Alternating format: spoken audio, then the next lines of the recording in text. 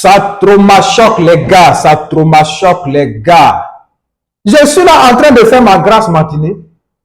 À un coup, j'entends pim, pim, pim. J'étais surpris, je demande, qu'est-ce qui se passe? Je me réveille, je vois CoinGecko m'envoie un message pour me dire le Bitcoin a atteint le top niveau.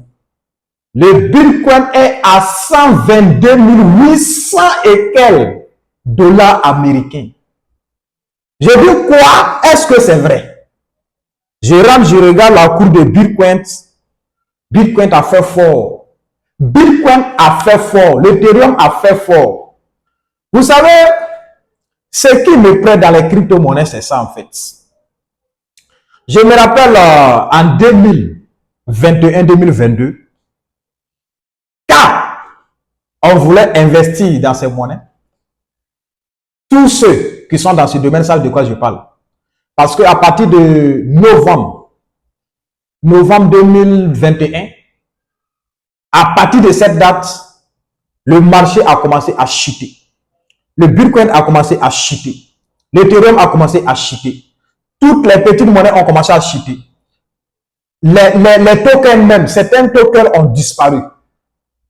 Donc, il s'est trouvé que ceux qui voulaient investir dans ces monnaies étaient paniqués. Ceux même qui avaient investi avaient commencé à retirer leur argent parce qu'ils étaient découragés. Ils se disaient que c'est fini. Le Bitcoin a chuté. L'Ethereum a chuté. C'est fini. Ces monnaies ne valent pas la peine. D'autres on dit c'est de l'anarchie. Mais vous savez, ceux qui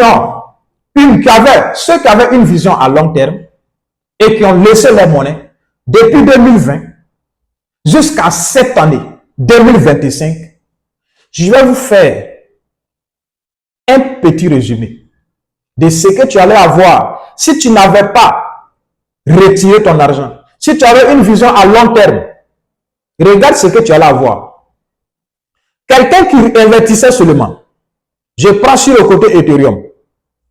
On suppose que en 2020, tu avais investi 100 000 francs sur Ethereum. Tu as acheté quelques pièces d'Ethereum laissées. Je vous ai dit, pour investir dans les crypto-monnaies, il faut investir avec une mentalité des gagnants. J'ai investi